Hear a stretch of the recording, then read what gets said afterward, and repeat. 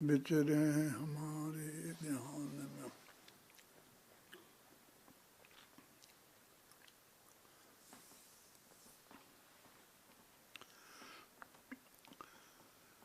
कल अपन ने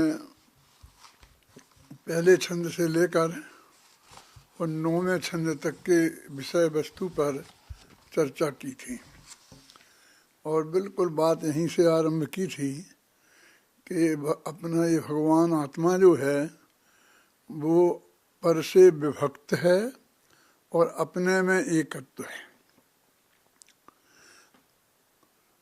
ऐसा भगवान आत्मा ही हमारे ज्ञान का ज्ञेय है, ध्यान का ध्येय है, दृष्टि का विषय है, ध्यान का ध्येय है। ऐसा भगवान आत्मा अनंत गुणों के का भेद नहीं होना और अनंत गुणों में जो अखंडता है वो, असंख्य प्रदेशों में जो अखंडता है वो, और अनंत पर्यायों में जो अखंडता है, ये तीन प्रकार की अखंडता जो है, पर्यायों की अखंडता जिसे हम नित्य कहते हैं, त्रिकाली ध्रुव कहते हैं आत्मा के विशेषणों में, ये तीनों प्रकार की अखंडता, इसका नाम आत्मा की एकता है। और पर से भिन्नता, पर में और अपने में बीच में वज्र की दीवाल होना, अत्यंता भाव की, इसका नाम है भिन्नता। तो ऐसा पर से भिन्न और अपने से अभिन्न ऐसा भगवान आत्मा ही मैं हूँ, ऐसी श्रद्धा का नाम सम्यक दर्शन, ऐसा जानने का नाम सम्यक ज्ञान और ऐसे ध्यान का नाम सम्यक चारित्र्य। इस प्रकार यह भगवान आत्मा निरंतर अपनी सीमा में रहता है तो असीम। असीम माने अनंत गुण हैं इसमें, असंख्य प्रदेश हैं इसमें, इसमें अनंतानंत पर्याय हैं, इसलिए है तो असीम। लेकिन अपने भगवान आत्मा की सीमा में से बाहर नहीं जाता है, इसलिए अपनी सीमा को धारण कर लेता है। इसलिए इसे सीमंधर, जो सीमा को धारण करे और सीमा का जो उल्लंघन नहीं करे उसको बोलते हैं श्रीमंधर। इसलिए अपना भगवान आत्मा स्वयं श्रीमंधर है। ये बात कल बताई थी और ये भी साथ में कहा था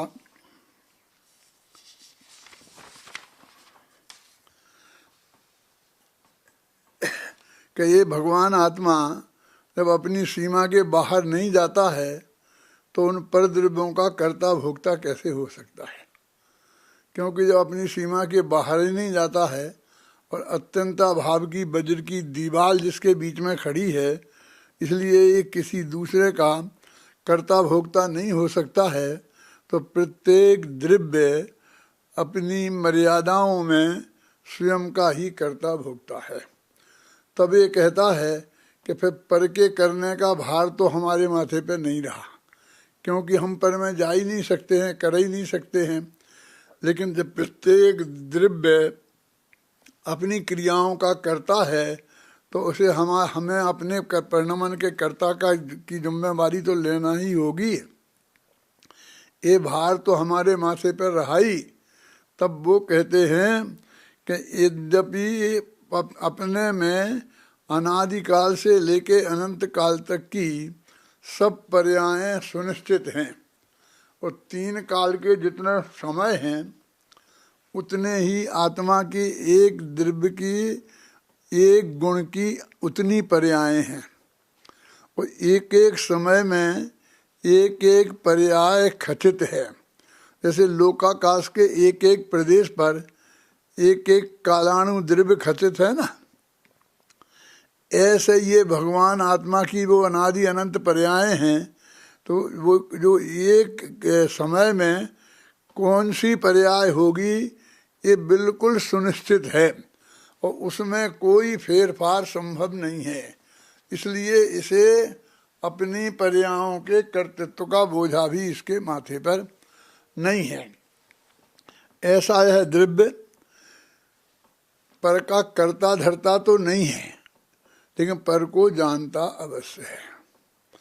देखो एक बहुत मर्म की बात है इसमें कि अपने यहाँ जो नयों की चर्चा चलती है तो उसमें जिस नए से भगवान आत्मा पर का कर्ता नहीं है, भोक्ता नहीं है, अथवा कर्ता भोक्ता कहा जाता है उपचरित असद्भुत व्यवहार नए से, उसी नए से पर का ज्ञाता भी कहा जाता है। इसलिए जब हम कहते हैं कि पर का कर्ता धर्ता है ही नहीं, तो कुछ लोग ऐसा कहने लगे कि पर का आत्मा पर को जानता ही नहीं है। लेकिन ये एक विचित्र बात है कि ये पर का कर्ता धर्ता तो रंच मात्र नहीं है अभिनंदन जी, लेकिन पर को जानता है, क्योंकि इसमें स्वपर प्रकाशक स्वभाव है, स्वपर प्रकाशक एक शक्ति है, तो पर को जानता है। पर द्रव्य का एक कर्ता नहीं है, भोक्ता नहीं है, स्वामी नहीं है, लेकिन उन्हें जानता अवश्य है। लेकिन वो जानता है तो इतनी जिम्मेवारी तो इसकी होगी ना पर को जानने की, तो इतना बोझा तो इसके माथे पर हो गया, मोटा नहीं, ये अपन को बोझा उतारना है। तो वो कहते हैं कि उस द्रव्य में एक प्रमेयत्व नाम का गुण है, तो वो प्रमेयत्व गुण की वजह से वो आत्मा अपने हमारे ज्ञान का ज्ञेय बनता है, यानी वो हमारे द्वारा जाना जाता है, इसमें हमारा कुछ नहीं है, उसका जो प्रमेयत्व गुण है वो कारण है, और हमारा जो ज्ञान गुण है उसके कारण हम जानते हैं। हमारी शक्ति हम में है और उसकी शक्ति उसमें है। अब इतना ही फर्क है। प्रमेयत्व गुण सामान्य गुण है, इसलिए वो 6 ही द्रव्यों में रहता है, तो वो अपने आत्मा में भी है और आत्मा में ज्ञान गुण भी है, इसलिए वो जानता भी है और जानने में भी आता है। लेकिन जितने बाकी के परद्रव्य अजीब द्रव्य हैं वे जानने में तो आते हैं पर जानते नहीं हैं। यदि हम ये मानेंगे कि आत्मा पर को जानता ही नहीं है तो वो बाकी के द्रव्य 6 बिना जाने ही रह जाएंगे, उन्हें वो खुद तो जानते नहीं हैं और दूसरा उसे जानेगा नहीं, तो वे आखिर वे 6 द्रव्य हैं। ये जो हम बोलते हैं सर्वज्ञ भगवान ने हमें बताया उसके आधार पर, तो किसने जाने, और हम भी नहीं जान सकते हैं उन्हें। इसलिए जानना तो स्वभाव है, लेकिन वो अपना जानने स्वभाव, अपने आत्मा में जानना भी स्वभाव है और अपने आत्मा का जानने में आना भी स्वभाव है। हम अपने आत्मा को जानते हैं तो अपने प्रमेयत्व गुण के कारण जानते हैं, ज्ञान गुण से जानते हैं और प्रमेयत्व गुण के कारण जाने जाते हैं। अब कोई भी पदार्थ उसे कोई जाने नहीं, वो गुप्त रह जाए, छिप जाए। अपन लोग कहते हैं कोई चोरी वोरी करके आता है, किसी के विरुद्ध वारंट निकल जाए तो वो छिपा छिपा फिरता है, लेकिन कहते हैं कि कोई भी द्रव्य छिप ही नहीं सकता है। क्यों नहीं छिप सकता है? क्योंकि उसमें प्रमेयत्व गुण है। वो गुण ऐसा नहीं है तेरे से तू चाहे जिसको दिखे और नहीं चाहे जिसको नहीं दिखे, वो तो उसके ज्ञान में जो केवल ज्ञानी जितने हैं अनंत सिद्ध भगवान है ना सब, उन सबके ज्ञान का विषय तो वो बनेगा ही बनेगा। तो अनंत पर द्रव्य उसे जानेंगे, ख्याल में है ना। और अपना जो सूक्ष्म ज्ञान वाले अपन हैं तो अपने ज्ञान में जिस अपनी पर्याय में जिस समय की जिस ज्ञेय को जानने की का नक्की है उसको वो जानने में आएगा। मान लो उस पदार्थ का एक रूमाल का मेरे ज्ञान का ज्ञेय बनने का अभी है, जानने में आना है तो आएगा। ये रूमाल के हाथ में नहीं है कि वो जानने में नहीं, वो छिप सके, छिप सके ये इसके हाथ में नहीं है। लेकिन प्रमेयत्व गुण होने की वजह से ये जानने में तो आएगा ही आएगा। इसलिए छिपने की कोई व्यवस्था इस लोक में कहीं भी नहीं है। मैं ये कहता हूँ तो ये कहा करता हूँ कि हम लोगों को कहते भाई हमें बात छिपा लो छिपा लो छिपा लो बात को, लेकिन कहते भाई तुम छिपा नहीं सकते हैं। हम क्यों छिपाना चाहते हैं? यदि हम में कोई अच्छाई हो तो उसे तो हम सारी दुनिया में प्रकट करना चाहते हैं, विज्ञापन दे करके भी अखबार में छपाना चाहते हैं।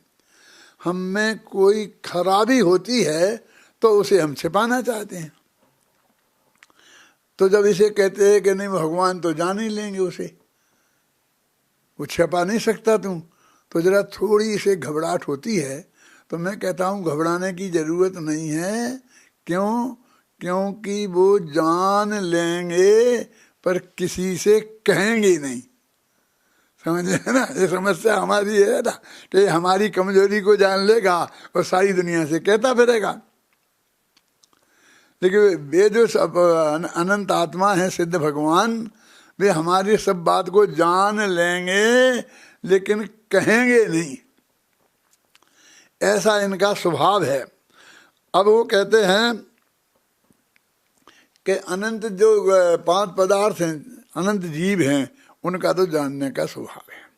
अब इस जानने के स्वभाव में 2 बातें हैं कि किसको जाने और किसको न जाने, क्योंकि सबको जानने का स्वभाव है। तो केवल ज्ञान में तो ये प्रश्न खड़ा नहीं होता है, क्योंकि उसमें तो सारा लोकालोक, सारे पदार्थ अपने द्रव्यगुण पर्याय सहित प्रति समय जानने में आते हैं। उन्हें ये चुनाव का अधिकार नहीं है कि मैं इसे नहीं जानूं। क्या है हमारी, क्या है आदत कि भैया देखो ये पता चल गया ना हमारे लिए कि हमारी अब आयु 1 दिन की रह गई, तो प्रभु 1 दिन 24 घंटे हम शांति से नहीं रह पाएंगे। लेकिन यदि पता नहीं चले तो बिल्कुल अंत समय तक भी मस्ती से रहेंगे, खाएंगे पिएंगे खेलेंगे हैं, और 1 मिनट बाद खत्म हो जाए भले ही, लेकिन अपन को पता नहीं है। तो इसलिए इसने पता नहीं होने को सुख का कारण मान लिया और पता होने को दुख का कारण मान लिया, है ना। अब केवली भगवान को तो सब अपने ऊपर की सब पर्याय पता है, लेकिन ये एक विशेषता है, ध्यान से सुनना है, बहुत मार्मिक बात है कि सब बातें पता होने पर भी उनके आनंद गुण में, ज्ञान गुण, सुख गुण में जो अनंत अतीन्द्रिय आनंद प्रकट हो गया है, उसमें रंच मात्र भी भंग नहीं पड़ता। हमारे क्षेत्र ज्ञान में क्या है कि जो प्रतिकूल बात हमारे जानने में आ जाए तो हमारे आनंद में भग्न पड़ जाता है। समझे? यदि हमको भगवान बनना है तो जो भी अनुकूलता प्रतिकूलता है वो सब हमारे ज्ञान में आए, लेकिन हमारे चित्त की शांति भंग ना हो, ऐसा हमें बनना पड़ेगा। जो भी भरत और बाहुबली में झगड़ा हुआ, जो जो घटनाएं घटी, तो वहाँ के जो लोग हैं उनमें तो कितनी आकुलता हो गई होगी। जब झगड़ने लगे वो, जब हारने की जीत हो गई तब वो, जब दीक्षा लेके जाने लगे वो, आदिनाथ को सब दिखाई दे रहा था ना। वो भी अनंत आनंद भी था, तो उनके अनंत आनंद में जरा भी कमी आई थी? लड़ रहे नहीं लड़ रहे, सब जानने में आ रहा है, जानने में आ रहा है, आनंद भग्न नहीं होता है। तो प्रमेयत्व गुण की वजह से वे जानने में आते हैं। और इस जीव में जो ज्ञान गुण है, तो ज्ञान और दर्शन, इन 2 गुणों को चेतना कहते हैं। तो ज्ञान ये आत्मा का लक्षण है, आत्मा का स्वभाव है। ये 9वें छंद तक अपन ने ये बात पढ़ ली थी। जितनी बात मैंने अभी आपको दोहराई है, ये वे जो 9 छंद पढ़ लिए हैं वो दोहराई है। अभी मैंने उससे पढ़वाए भी हैं और आपसे घर से आगे पढ़ने के आने को कहा था। यहाँ तो देखे ही होंगे आपने। अभी तो एक इतनी विषय वस्तु अपने कल के व्याख्यान में हो गई थी। देखो नौमा छंद बोलना भैया, नौमा छंद बोलो फिर 10। शेष सभी में ज्ञान नहीं है, नहीं जानते, प्रमेयत्व से केवल वे जाने जाते हैं। अतः जानना लक्षण है चेतन आत्म का, चेतनता ही चेतन की गौरव गरिमा है। हाँ देखो सुनो, अभी इतनी बात अपन ने जानी, ये सामान्य जानकारी है जो आत्मा के अनुभव करने के पहले हर मुमुक्षु भाई को, हर जैनी भाई को गारंटी से होनी चाहिए। शास्त्रों में आप पढ़ते तो सैकड़ों पेज पढ़ते तब जाकर के इतनी बात आपके ख्याल में आती। समय सार पढ़ते तो पहली गाथा से 144वीं गाथा तक पढ़ लेते, तब ये बात आती जो मैंने आपको 5 मिनट में बता दी। अब इसमें अंत में एक पंक्ति आई है कि चेतना गुण से जाने जाते हैं, तो आत्मा का लक्षण चेतना गुण है, तो फिर हमें चेतना को पहचानना चाहिए। ये प्रश्न आ जाता है। इतनी भूमिका के बाद अब हमें उस आत्मा को पहचानना है, तो उसका लक्षण चेतना है। ये छंद पढ़ा ना अपन ने अभी 10वां, ये 9वां, उसमें आया ये बात। तो 10वें छंद में फिर उन्होंने चेतना की परिभाषा की है। देखो अब 3 छंद हैं जिसमें उन्होंने चेतना की परिभाषा की है। ध्यान से सुनना, आप पढ़ो भैया दे 3 छंद। कौन कौन से? 10वां, 11वां और 12वां। इसमें चेतना की परिभाषा है। हाँ, अरे चेतना 2 प्रकार की होती जग में, अज्ञान चेतना ज्ञान चेतना के भेदों से। अज्ञान चेतना भी होती है 2 प्रकार की, कर्म चेतना और कर्म फल के भेदों से। पर के करने धरने में ही अरे चेतना, कर्म चेतना कहलाती है कर्तापन से।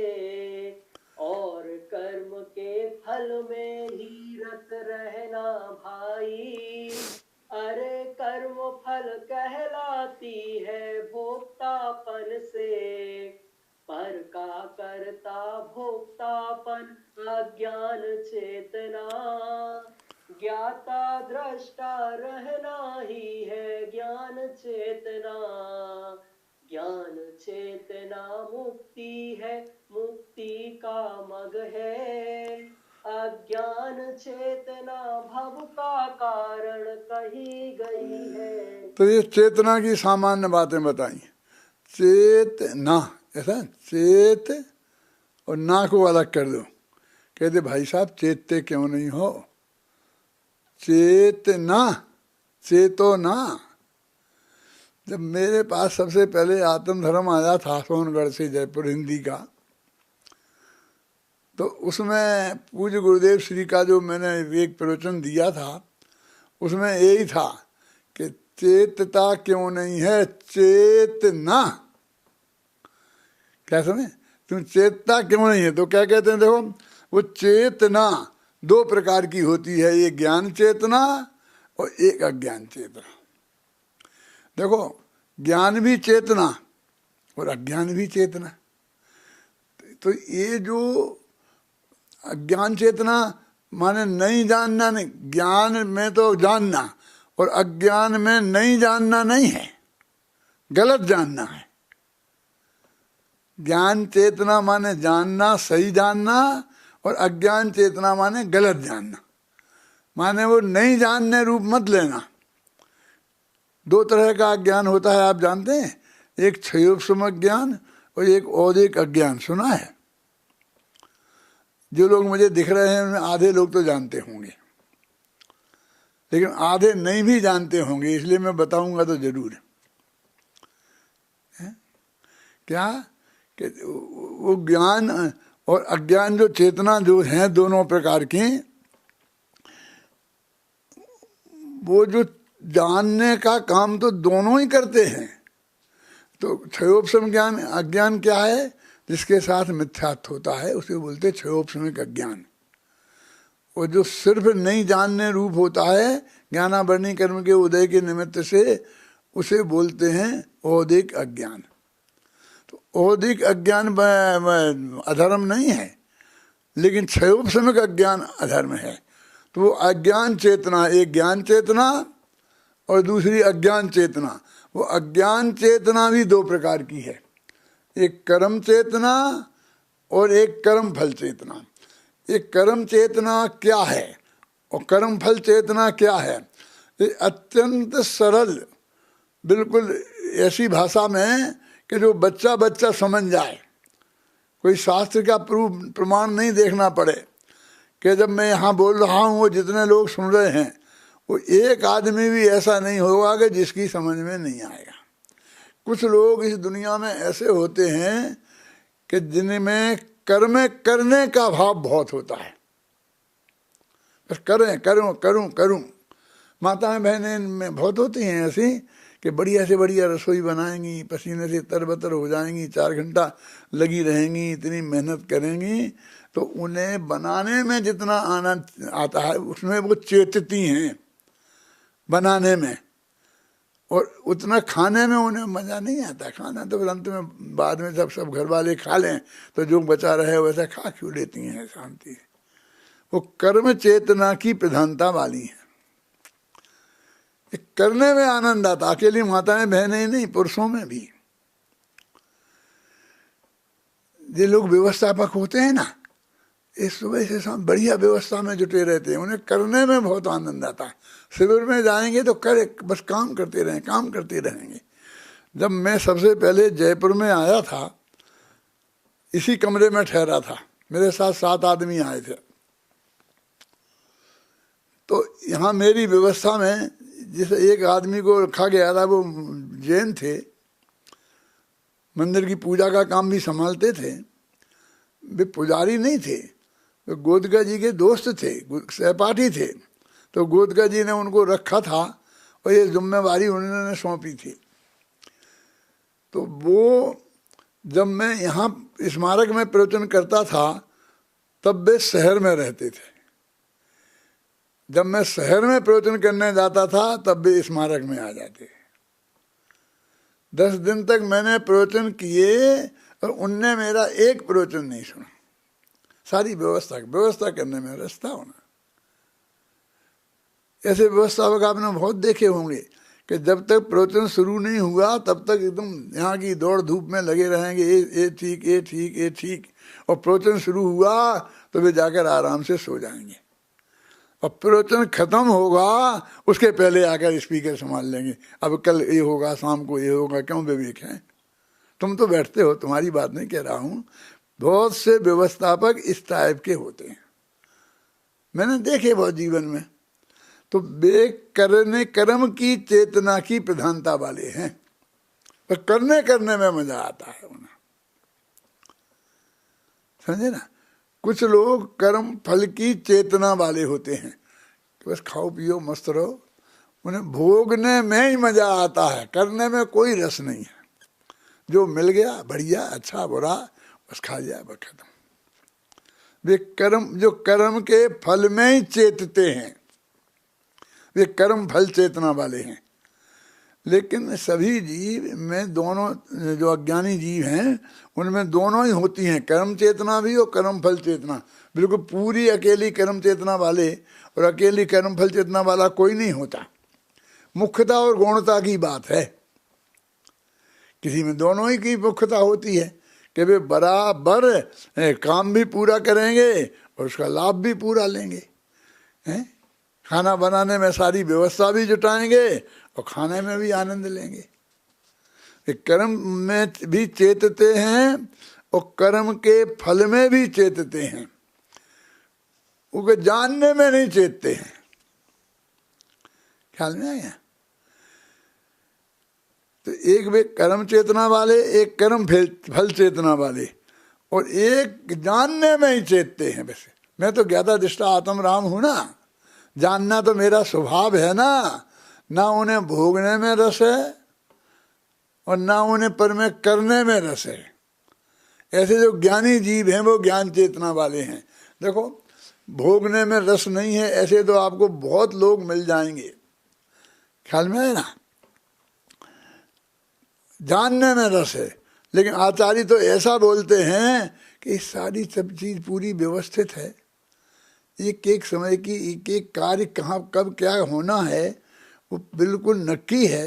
भगवान महावीर ने और आदिनाथ ने सबने जान लिया था, और तेरे परिवर्तन करने से उसमें कुछ होने वाला नहीं है ना।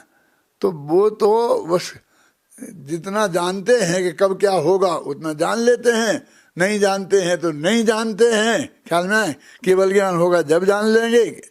लेकिन वो ज्ञान चेतना वाले हैं जिन्हें कर्म करने में रस नहीं है, कर्म के फल भोगने में रस नहीं है, वे ज्ञान चेतना वाले हैं। वे सम्य दृष्टि धर्मात्मा हैं, वे ज्ञानी ज्ञान चेतना वाले हैं। तो इस तरह ये तीन चेतना हो गई, कर्म चेतना, कर्म फल चेतना और ज्ञान चेतना। ये तीनों चेतना आत्मा का लक्षण है। आत्मा इनसे ही पहचाने जाते हैं। असैनी होते हैं ना मीर सागर, एक इंद्री से लेकर असैनी पंचेंद्री तक, ये सब कर्म फल चेतना की प्रधानता वाले हैं। उस सैनी पंचेंद्री होते ही कर्म फल के साथ में कर्म चेतना की मुख्यता हो जाती है। फिर ये करने करने करने करने के जोम में आ जाता है, अंत तक इसे करने करने में ही जुटा रहता है, ख्याल में है ना। तो देखो पढ़ो अब ये छंद, 10वां छंद और 11वां छंद द्वारा पढ़ो।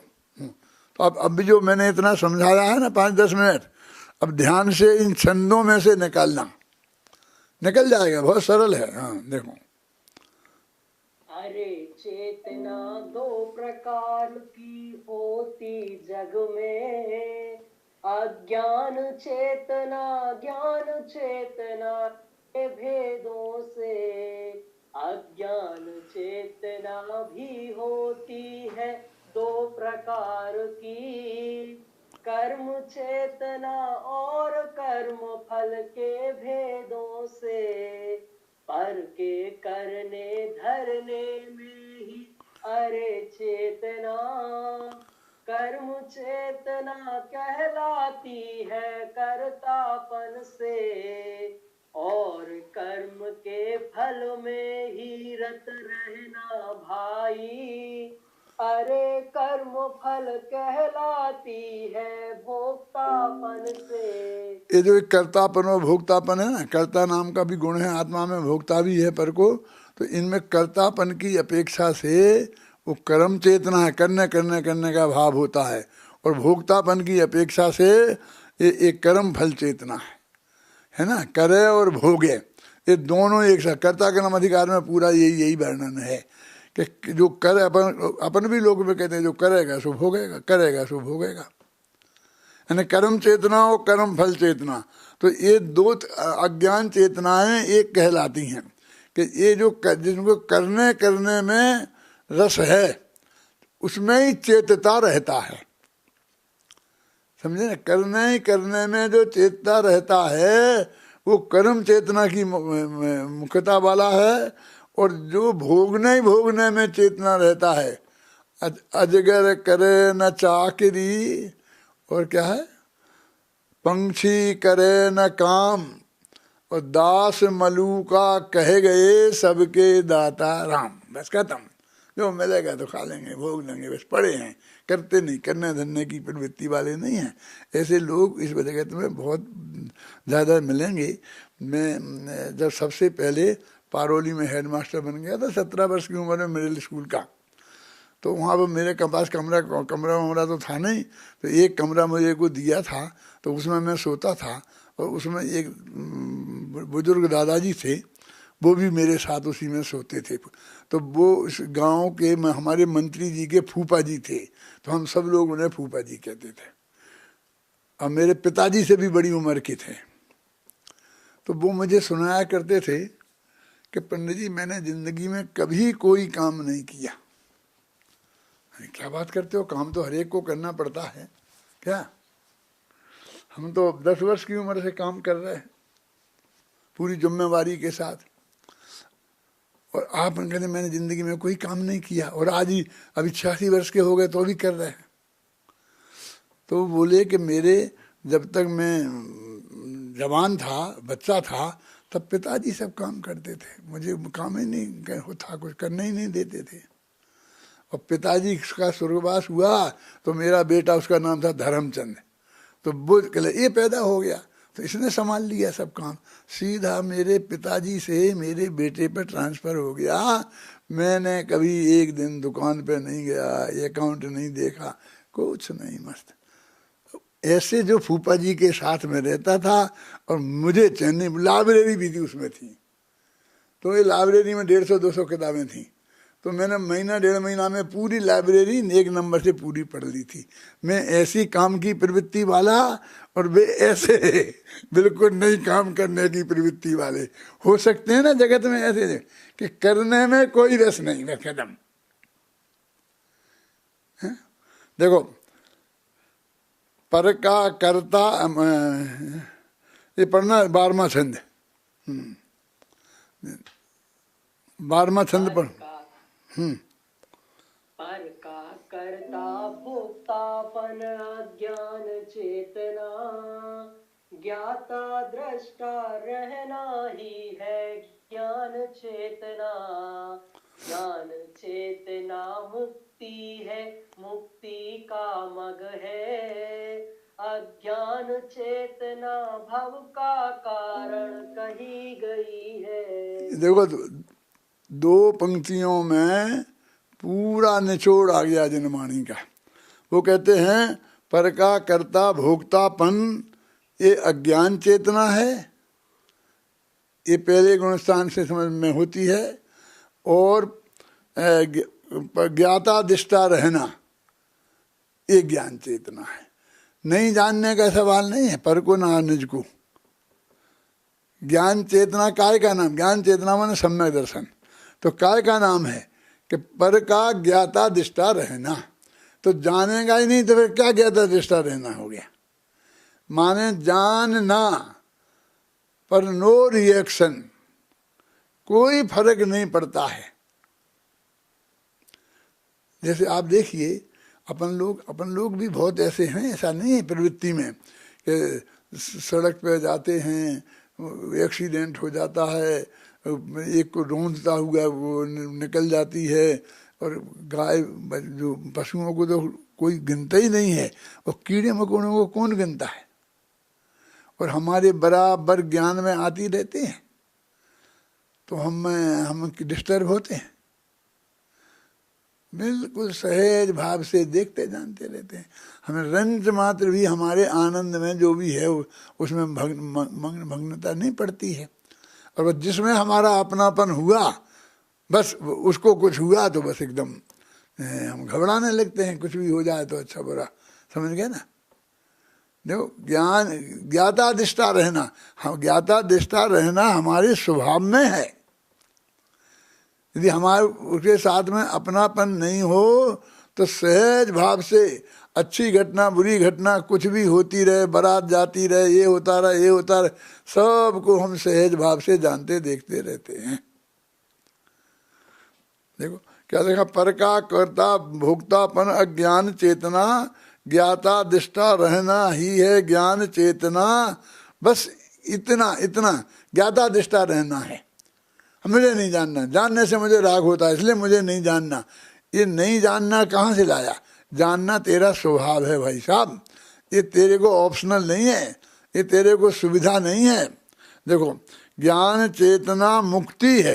मोक्ष में जब तुम चला जाएगा तब अनंत काल तक तुझे 24 घंटा सबको जानता रहना पड़ेगा, अनिवार्य है। प्रत्येक द्रव्य, उनके अनंत गुण, एक एक गुण की अनंत अनंत पर्यायें और असंख्य प्रदेश, ये प्रति समय हर सिद्ध भगवान को इन्हें जानना पड़ेगा। कि मुझे कोई जरूरत ही नहीं है, मुझे कोई लेने देना नहीं, मैं क्यों जानता फिरूं? कि नहीं भाई तेरा स्वभाव है, सहज जानते रहना बस। लेकिन उनसे कुछ फर्क नहीं पड़ता उनको, वे अनंत आनंद भोगते रहेंगे तो उनके अनंत आनंद में कोई फर्क नहीं पड़ा। स्वर्ग देखें तो भी कोई फर्क नहीं पड़ता और नरक देखें तो भी कोई फर्क नहीं पड़ता। मैं एक बात आपसे पूछता हूं सबसे, भगवान पारसनाथ ने तीर्थंकर प्रकृति पहले बांधी थी कि महावीर ने? सोचो जरा, क्या है सोचने की बात इसमें? पार्श्वनाथ पहले हुए तो उनने पहले बांधी होगी, महावीर बाद में हुए तो उनने बाद में बांधी होगी। ठीक है ना अभिनंदन जी? लेकिन ये समझ लो आप कि भगवान महावीर ने 5 सागर, सागर समझते हो? सौधर्म इंद्र की आयु 2 सागर होती है, तो 5 सागर, 5 सागर पहले तीर्थंकर प्रकृति महावीर ने बांधी थी। और पारसनाथ ने कब? 5 सागर बाद बांधी, और पहले तीर्थंकर हो गए और ये बाद में हुए। क्यों? कि वे आए थे 12वें स्वर्ग से, तो वहाँ 17 सागर की आयु होती है, और जे आए थे 16वें स्वर्ग से तो वहाँ 22 सागर की आयु होती है। अब एक भव पहले बांधते हैं ना मनुष्य भव में, तो उस मनुष्य भव में दोनों ने बांधी थी।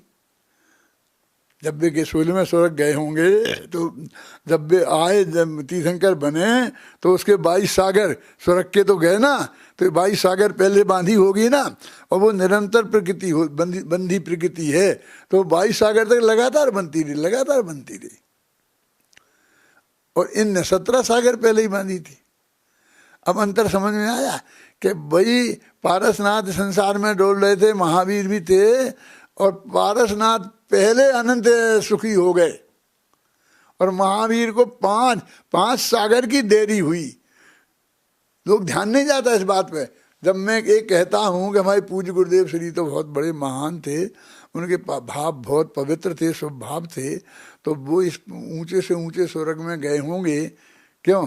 इस पंचम काल में जितने अधिक ऊंचे स्वर्ग में जाते हैं तो वो वहाँ सागरों की आयु होगी, तो उनके साथ जाने की भावना करना अभी इतने सागर संसार में रहने की भावना है तुम्हें इतनी गुंजाइश? इतने काल तुम्हें संसार में रहना है, रहना पड़े वो अलग बात है। उनको भी रहना पड़ा था, आदिनाथ को रखते 33 सागर तक रहना पड़ा था ना। और इतना तो आप जानते ही हैं कि उनको सुख था, असली सुख था, लेकिन कितना कम था। जो केवल ज्ञान होने के बाद अनंत सुख हो जाता है, और चौथे गुण स्थान में कितना कम होता है। वो आता है ना, जो 11 स्थान 13 स्थान होते हैं ना, सम्यक दृष्टि श्रावक वृता अनंत वियोजक, कि असंख्य गुणी निर्जरा होती है। निर्जरा होती है माने कर्म झड़ते हैं नहीं अभिनंदन जी, निर्जरा होती है माने शुद्धि की वृद्धि होती है, और शुद्धि की वृद्धि होती है माने आनंद की वृद्धि होती है। कितनी? असंख्य गुणी। तो चौथे गुण स्थान से 5वें गुण स्थान वाले को असंख्य गुणी, 5 में से 6वें वाले को असंख्य गुणी, फिर अनंत आनंदी का विसर्जन करने वाले की असंख्य गुणी। यदि 5 दफे असंख्य गुणी होती है। क्या ख्याल में आती? क्या विवेक, तुम सुबह विधान पढ़ रहे थे ना, उसमें वो एक छंद पढ़ते हो कि उसमें ये सारे जो शब्द वर्गणाएं हैं, जो शब्द रूप परिणमित हुई हैं, उनको अनंत गुणी करो, है ना। और कितना अनंत बार अनंत गुणी करो। समझ में आता है क्या है? अजय क्या समझ में आया? बोल, ये क्या कह रहे हैं? बोलना वो छंद है याद है?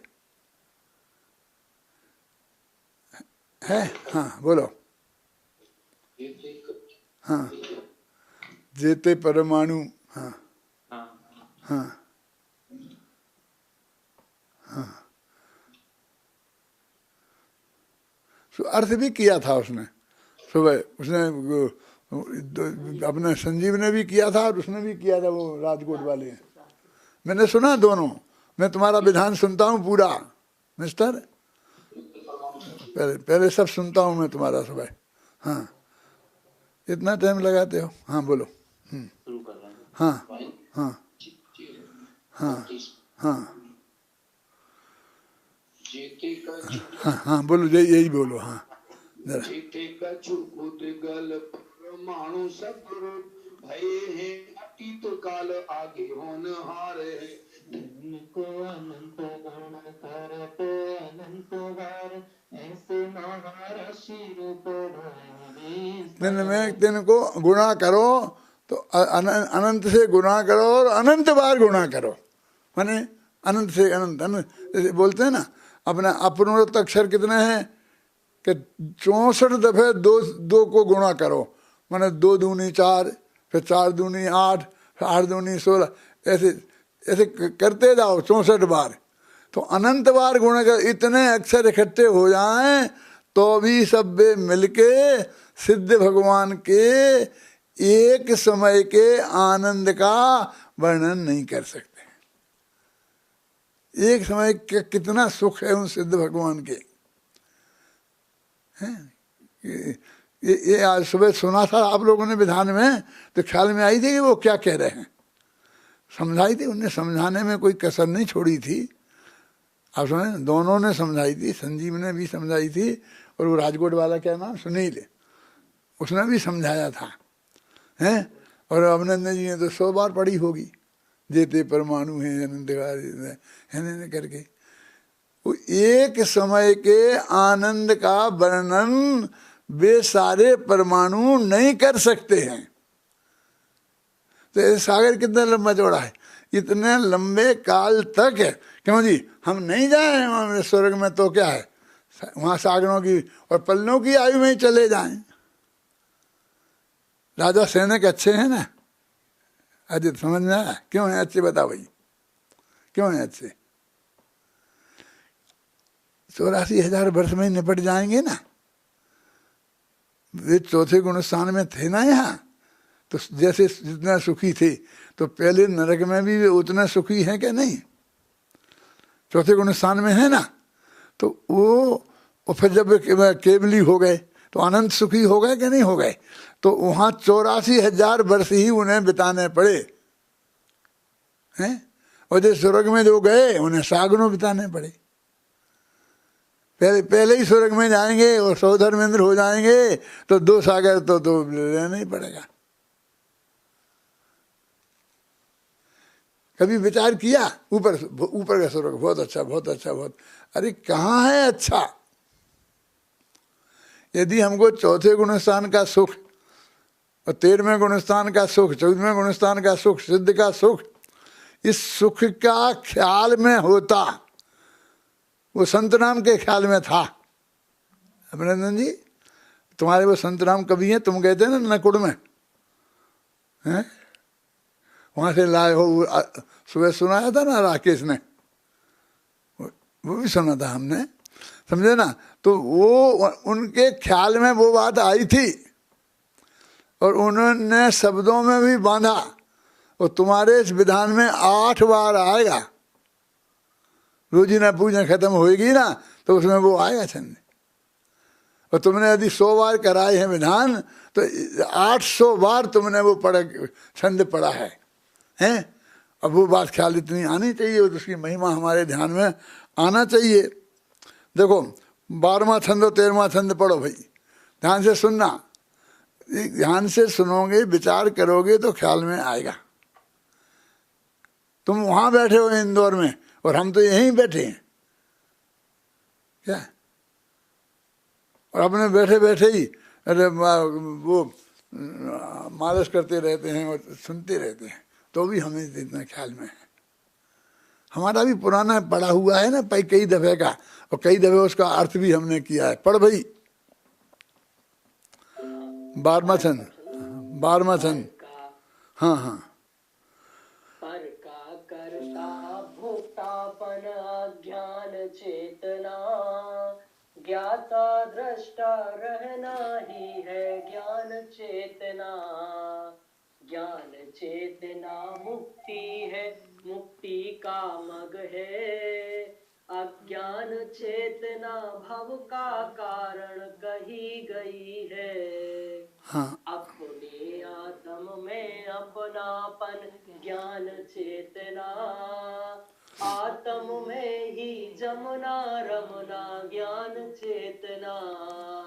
अरे आत्मा का अनुभव है ज्ञान चेतना, सम्यक दर्शन ज्ञान चरण है ज्ञान चेतना।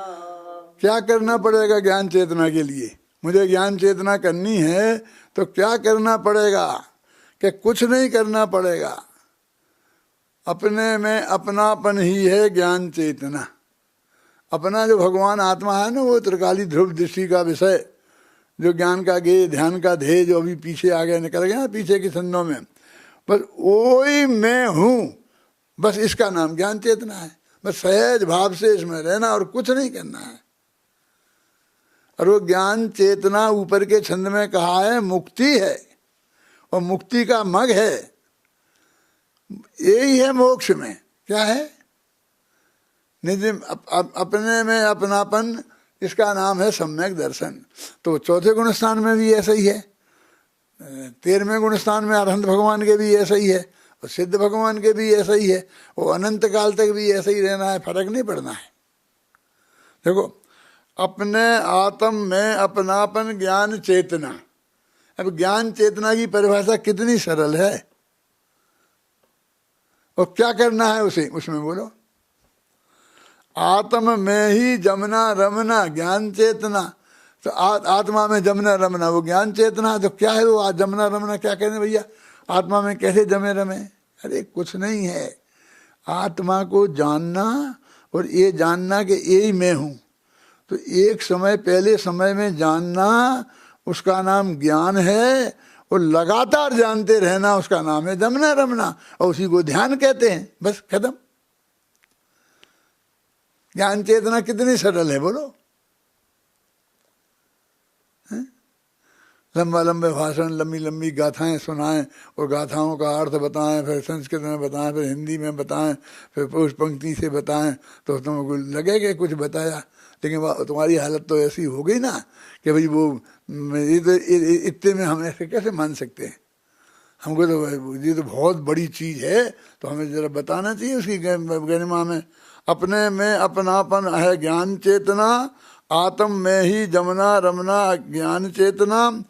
अरे आत्मा का अनुभव है ज्ञान चेतना। चाहे अनुभव का हो चाहे ज्ञान चेतना का हो, एक ही बात है। और सम्यक दर्शन ज्ञान चरण है ज्ञान चेतना। सम्यक दर्शन भी ज्ञान चेतना, सम्यक ज्ञान भी ज्ञान चेतना, सम्यक चारित्र भी ज्ञान चेतना, है ना। सम्यक दर्शन ज्ञान चरण मुक्ति का मग है, और स्वयं में अपनापन ही सम्यक दर्शन। बस स्वपर भेद विज्ञान ही सम्यक ज्ञान कला है, सम्यक चारित्र एकमात्र अकसाय भाव है। 25 कसाएं हैं, उनका नहीं होना, कम होना, वो चारित्र है। बस अकसाय भाव, बस इतना इतने में सम्यक चारित्र भी आ जाता है। चाहे जमना रमना कह लो, चाहे अकसाय भाव कह लो, ये सम्यक चारित्र है। पढ़ो भाई 14वां छंद। सम्यक दर्शन ज्ञान चरण मुक्ति का मग है, और स्वयं में अपनापन ही सम्यक दर्शन। स्वपर भेद विज्ञान ही सम्यक ज्ञान कला है, सम्यक चारित्र एकमात्र अकसाय भाव है। अगला छंद। हाँ पढ़ो अगला छंद, 20 तक पढ़ना है। चलो। आत्म ध्यान में ही पैदा होते हैं तीनों, सम्यक दर्शन ज्ञान चरण निश्चय से जानो। तीनों ही है आत्म रूप भूतार्थवात, यह शेष सभी है अभूतार्थ व्यवहार बखानो। देखो क्या कह रहे, अभी कहते सम्यक दर्शन ज्ञान और वो करना पड़ेगा। अकेले तुम्हारे ज्ञान से क्या होता है? चार धारण नहीं करोगे जब तक कुछ नहीं होगा। ऐसे बराबर हाँ साहब वो चार तो धारण करना पड़ेगा, चार तो धारण करना पड़ेगा। अब वो तो बड़ी बात है, वो तो है। यदि ऐसा नहीं है, क्या है देखो, आत्म ध्यान में ही तीनों पैदा होते हैं, तीनों एक साथ पैदा होते हैं, तीन नहीं है वास्तव में, तीनों एक ही हैं। देखो, एक बहू के अस्पताल में बच्चा हुआ तो दादी अम्मा दौड़ी दौड़ी खुशी खुशी बाजार में जा रही थी। उन्होंने कहा अम्मा क्या है, राज इतनी खुश क्यों हो रही है, क्या हुआ, तुझे मालूम नहीं है? कि नहीं मुझे नहीं मालूम, बताओ क्या हुआ? कि अपने पोता हुआ है। अच्छा तुम्हें पोता हुआ है तो तुम यहाँ बाजार में क्यों घूम रही, अस्पताल में जाके लेटो। कि मुझे क्या हुआ है जो मैं लेटूं? कि तुम ही कह रही ना पोता हुआ है। क्यों? पोता हुआ है तो तुम्हें अस्पताल में लेटना चाहिए ना, कि बेटा मेरे को क्या हुआ है, कि तुम्ही ने बताया कि पोता हुआ है। तो पोता बच्चा अकेला माँ के एक ही बच्चा होता है और वो 8 तरह से कहा जाता है। दादी को पोता हुआ है, फिर मामा की भांजा हुआ। अब ऐसे समझ लो तुम, जितनी सारी हिसाब किताब लगा करके।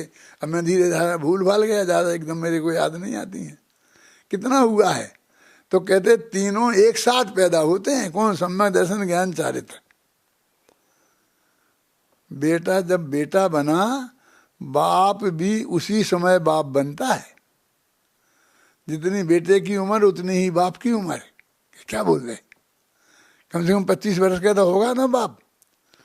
अरे 25 वर्ष से थोड़ी वो बाप था, वो जो बेटा पैदा हुआ तब वो बाप बना। तो बेटा जितने दिन का है उतने ही दिन का वो बाप है नहीं? देखो, आत्म ध्यान में ही तीनों पैदा होते हैं, सम्यक दर्शन ज्ञान चरण निश्चय से। तो ये है कि तीनों एक साथ पैदा होते हैं चौथे गुण स्थान में। देखो, तीनों ही हैं आत्म रूप। ये पुरुषा सिद्धि उपाय में है, आत्म रूपम तत्। सम्यक दर्शन की जो गाथा है उसमें भी लिखा आत्म रूपम तत्। सम्यक ज्ञान की गाथा है उसमें भी लिखा आत्म रूपम तत्। सम्यक चारित्र की गाथा है उसमें भी लिखा आत्म रूपम तत्। याद है दिनचंद? ख्याल में है? दिन कुमार देखा है कि वैसे ही हिला रहा है? आत्म रूपम तत् तीनों में लिखा है। तीनों ही हैं आत्म रूप। भूतार्थ बात या सच्ची बात तो एक है, तीनों एक साथ पैदा होते हैं, तीनों ही भूतार्थ हैं, तीनों ही आत्म रूप हैं और शेष सभी अभूतार्थ हैं।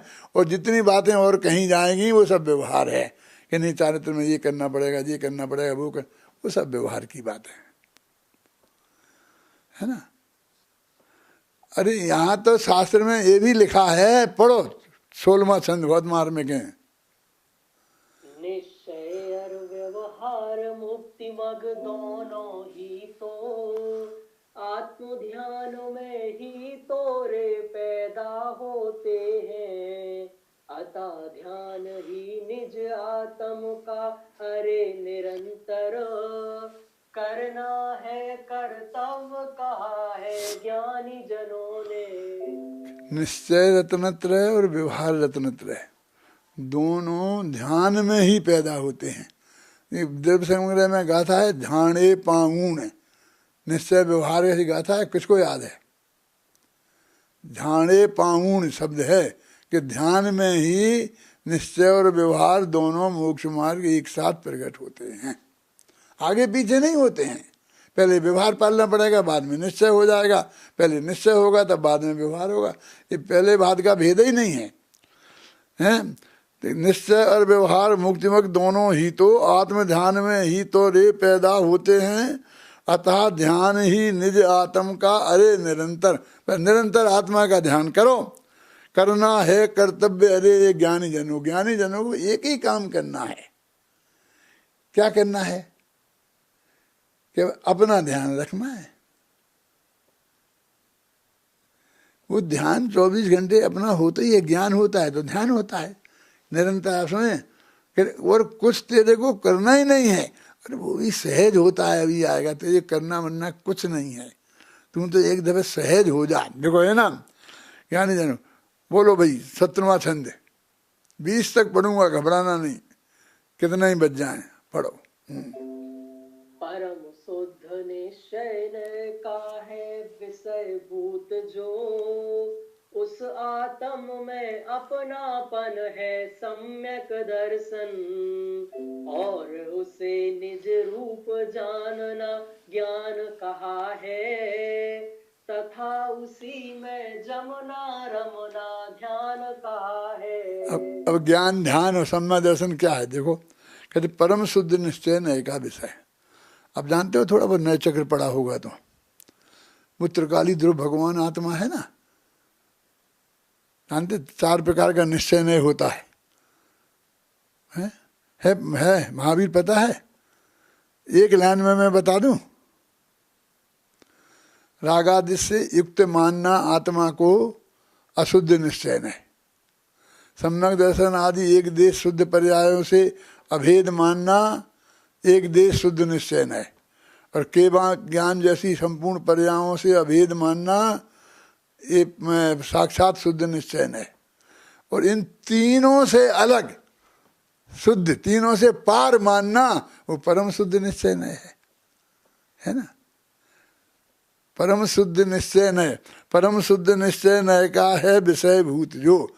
अब वो तुम्हें नए चक्र पढ़ना पड़ेगा तो तुम्हें ख्याल में आएगा, लेकिन मैं आपको एक लाइन में बता दिया, इतना ही ध्यान रखो बस। वो जो है उस आत्मा में, बस उस आत्मा में ये मैं हूँ, इतना मानना है, बस हो गया सम्यक दर्शन। नहीं वो तो कर्ण लब्धि होगी, फिर इतना होगा, फिर आगे ये होगा, और वो जो मिथ्यात्व नाम का कर्म है उस प्रकृति का अंतः कोड़ा कोड़ी प्रमाण स्थिति रहना चाहिए, तो मुझे उसकी स्थिति घटानी पड़ेगी, वहाँ से ये लानी पड़ेगी। इतना लंबा चौड़ा बता देते हैं कि उसे घबराहट छूटने लगती है। अभिनंदन जी, परम शुद्ध निश्चय न का है विषय भूत जो, उस आत्म में अपनापन है सम्यक दर्शन। ये पक्का सम्यक दर्शन है, निश्चय सम्यक दर्शन है, नकली नहीं है, व्यवहार नहीं है। और उसे ही निज रूप जानना ज्ञान कहा है, उसे जानना नहीं, ये जानना कि यही मैं हूं, इसका नाम सम्यक ज्ञान है। अब इसमें सम्यक ज्ञान में क्या अंतर रहा, क्या करना है? दोनों के लिए क्या करना पड़ेगा अलग अलग? जो हमने किया उस आत्मा को, जो परम शुद्ध निश्चय का विषय है, उस आत्मा को जाना और ये जाना कि यही मैं हूँ, सम्यक दर्शन सम्यक ज्ञान हो गया है। फिर उसका ध्यान करना पड़ेगा। तो कहते हैं और उसी में जमना रमना ध्यान कहा है, उसमें जम जाओ रम जाओ तो ध्यान कहा। तो जमना रमना कैसे? अरे कुछ नहीं, वो जाना है तूने, जानता रहे बस, इसी का नाम जमना रमना है। पहले समय में जानना वो ज्ञान है, और लगातार जानते रहना वो ध्यान है। कुछ मेहनत नहीं है, कुछ करना नहीं है, नहीं करने रूप है। भगवान सिद्धिशिला में बैठे बैठे क्या करते हैं, बोल बताओ मुझे। अच्छा ये बताओ, भगवान महावीर गए थे और पर्वत नेमिनाथ गिरनारी पे चले गए थे, तो वहाँ पर ध्यान में बैठे थे, क्या कर रहे थे, क्या करते? वो ध्यान में कर रहे थे ना, तो उसमें क्या कर रहे थे बताओ? है नहीं, वो तो अपना आत्मा का जी, और वो और एकदम ऐसे 3 आत्मा थे पे सल पड़ जाते। काय को पड़ जाए सल? सिद्ध भगवान क्या कर रहे? अरहंत भगवान क्या कर रहे? कुछ नहीं कर रहे ना। तो वही कुछ नहीं वो कर रहे थे, बिल्कुल सहज थे। बस सोरा सोरा जो जगत है उसमें बिल्कुल सहज भाव से उसे जान रहे थे। अभी ये आएगा 50 के बाद, तो सहजता ही सहजता आएगी इसमें। तो मैंने कहा ये सहजता की कविता इसमें आ गई। उस सहजता वाली जो कविता है ना, उसमें तो शायद कितने छंद हैं? 14 छंद हैं, और इसमें तो 50 हैं सहजता की। कुछ नहीं करना है, सहज होना है, बस सहज हो जाए, बस तुम एकदम नॉर्मल हो जा। अपन कहते हैं एकदम नॉर्मल हो जाओ, और कुछ नहीं। डॉक्टर इंजेक्शन लगाता है ना तुम्हें क्या करूँ साहब? डॉक्टर साहब कुछ नहीं, ऐसा हाथ ऐसा कर लो, मैं क्या करूँगी? कुछ नहीं, बस सहज हो जाओ। हाथ को बिल्कुल ढीला छोड़ दो, कहते ना, ढीला छोड़ दो माने उसको कुछ भी करो मत, तो बहुत आसानी से इंजेक्शन लग जाएगा। और तुमने बढ़िया ऐसा दबा दबा के दबाओ तो उसमें ठूसेगा तो प्राण निकलेंगे। बोलो क्या करना, सहज होना है। एक इंजेक्शन लगना है तो सहज होना है, और तुम ऐसे नहीं होगे तो बेहोश करके तुम्हें सहज करेंगे और ऑपरेशन कर देंगे, चीर देंगे पूरा पेट, तुम्हें पता ही नहीं चलेगा। तो सुनो 18वां छंद बोलो भाई, पढ़ो। दादा जो आप कह रहे थे वो 55-56 नंबर के छंद है। हाँ बोलो, 55-56 सुना दो इन्हें पहले, चलो। मुक्ति में तो अनंत काल तक सहज रहोगे, मुक्ति मार्ग में भी तुम क्यों व्याकुल होते हो। आकुलता व्याकुलता तो केवल दुखमय है, वह मुक्ति मार्ग में कैसे हो सकती है। इसका अर्थ करने की जरूरत है। देखो, मुक्ति में तो अनंत काल तक तुम सहज रहोगे ना, मुक्ति मार्ग में भी तुम काय को व्याकुल तो हो रहे, कोई कुछ चिंता कर रहे, क्यों आकुलित हो रहे। शांति से समाधि मन हो जाएगा, तुम सहज हो जाओ। तुम मरोगे तो तुम्हारा मरण समाधि मरण है, बस खत्म। ये रोना रोना रोते रहोगे, ये छोड़ा वो छोड़ा वो तो कुछ कोई समाधि मरण नहीं दो। फिर पढ़ो इस छंद को, मुझे तो आनंद आ रहा है, और पढ़। मुक्ति में तो अनंत काल तक सहज रहोगे, मुक्ति मार्ग में भी तुम क्यों व्याकुल होते हो। आकुलता व्याकुलता, जगदीश जी अनम्यूट कर दें। मुक्ति में तो अनंत काल तक सहज रहोगे, मुक्ति मार्ग में भी तुम क्यों व्याकुल होते हो। आकुलता व्याकुलता तो केवल दुखमय है, वह मुक्ति मार्ग में कैसे हो सकती है।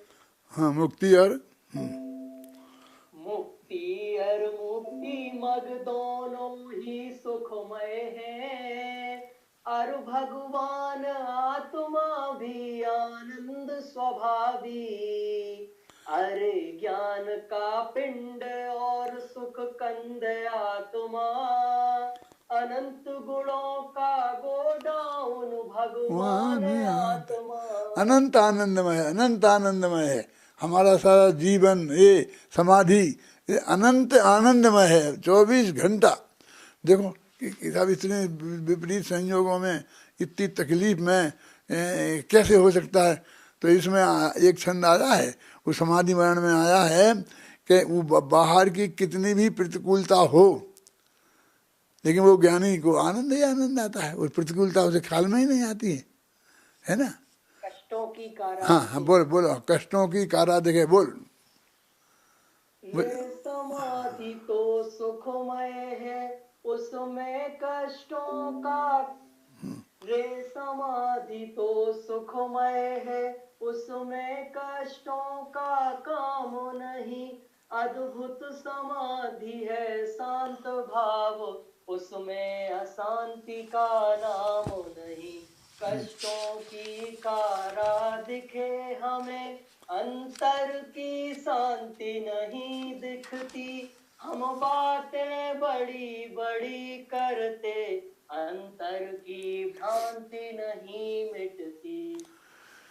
देखो बहुत ही सहज है। अब ये 3 छंद तुम अपने आप पढ़ लेना, उसका अर्थ मैं करूँगा तो अभी तुम्हारा मुझे ख्याल से बहुत ज़्यादा समय हो गया है, इसलिए मैं अभी बंद करता हूँ। मैं 20 तक मैंने समझ लो मैंने पढ़ दिए, बस मैं कल 21 से पढ़ूँगा। लेकिन बहुत मार्मिक है ये, जो मैं दिन भर यही पढ़ता रहता हूँ, सुनता रहता हूँ। तुम्हारी पूजन, मैं तुम्हारे यहाँ की पूजन सुनता रहता हूँ, फिर अहमदाबाद में चलती है उसमें तो उनकी भी सुनता हूँ, फिर वो दूसरी जगह चलती है वो साधना नगर में, तो वो साधना नगर वालों की पूजन सुनता हूँ। कोई ना कोई पूजन उस टाइम पर मैं 1 घंटा 1.5 घंटा सुनता हूँ, नहीं हो तो अपने रमन स्मारक भवन की सुनता हूँ। क्या कष्टों की कारा दिखे तुझे और अंदर की शांति नहीं दिखती। वो अंदर तुझे तो शरीर में थोड़ी बहुत तकलीफ तो होगी ना, जब देह बदलेगी तो थोड़ी बहुत तकलीफ तो होगी, लेकिन आत्मा में अंदर में अनंत शांति है, समाधि है, सहजता है, उसका जो वो तो तेरे को दिखाई नहीं देता है। जैसे मैंने बोला ना कि देखने की दृष्टि है कि राजा सेन कितने सस्ते निपट गए, 84,000 वर्ष में आराम से आगे तीर्थंकर हो गए, मोक्ष चले गए। यदि स्वर्ग में जाते तो सागरों को फंस जाते। बोलो कौन से स्वर्ग में जाना है अभिनंदन जी? क्यों कि साहब यदि पंचम काल में सर्वार सिद्धि में जाते होते तो मैं तो सर्वार सिद्धि में ही जाता। क्यों? मैं कहता हूँ कि नहीं, मैं तो मुझे नहीं जाना कहीं। तो क्या कह रहा हूँ कि अब जहाँ जाना नक्की होगा उसमें मैं कोई ऑब्जेक्शन नहीं करता, क्योंकि मैं उसमें भी सहज हूँ। क्या?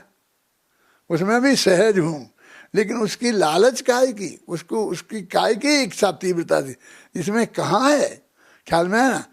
अब अनंत आनंद तेरे आत्मा में भरा पड़ा है, अभी उपलब्ध हो सकता है, हैं? ये तेरे चित्त में, तेरे चित्त की स्थिरता का की जरूरत है। मैं भी अभी 50 साल से और करीब 53 साल हो गए मुझे जयपुर में, उसके भी पहले से इसमें इन्हीं सिद्धांतों में रमा हूँ, इन्हीं का मैंने प्रतिपादन किया है। मैं अपने ही प्रवचन सुनता हूँ तो उनमें यही बातें आती हैं जो मैं अभी कह रहा हूँ, लेकिन अभी बस 24 घंटा इसमें ही हो गया हूँ, इतनी सी फर्क है, हैं? अब मेरा समाधि में, मैं क्या समाधि में तो हूँ, जब मर जाऊंगा तो समाधि में हो गया, बस समझ लेना। क्या क्या करना मेरे इसके लिए बोलिए? बिल्कुल सहज, एकदम सहज धर्म, एकदम सहज है, शांत है। ये मैंने दोहा शतक लिखा, ये मैंने रोला शतक लिखा, ये मैंने कृम निमित्त पर्याय लिखी, मैंने तत्व चिंतन लिखा, क्या क्या लिखा, और ये समाधि का सार लिखा, सहजता लिखी, सब में यही भरा हुआ है अंदर से गहराई से। इतना है कि तुम्हें कम से रोज ही ना 6 घंटा पढ़ो तो भी खत्म नहीं होगा। अभिनंदन जी पढ़ना सर, तुम्हारा समय आ गया इसलिए बोलता हूँ, तुम सारी जिंदगी तुम रहे ब्रह्मचारी, आत्मा के कल्याण में के लिए रहे ना, तो ये असली कल्याण का मार्ग ये है, असली माल तुम्हें अभी बता रहा हूँ मैं तुम्हारे लिए। इसको करना, ये नहीं हो तुम्हारे पास किताबें, नहीं हो तुम्हारे पास कैसेट इसके तैयार, तुम मुझे को बोलना, मैं सब एक दिन में फटाफट भेज दूंगा, और सुनना शांति से, आनंद आएगा। और एकदम सहज रहना, एकदम सहज, कोई जल्दी नहीं है, कोई देरी नहीं है। 100 वर्ष तक जीना हो तो जीने दो, और आज चलना, अभी चलना है तो अभी चलने दो, बस उसमें क्या है? क्यों? अभी एकदम हार्ट अटैक हो गए और यदि प्रवचन करते करते खत्म हो जाए तो हो जाए, क्या है, बढ़िया है, क्या नुकसान है?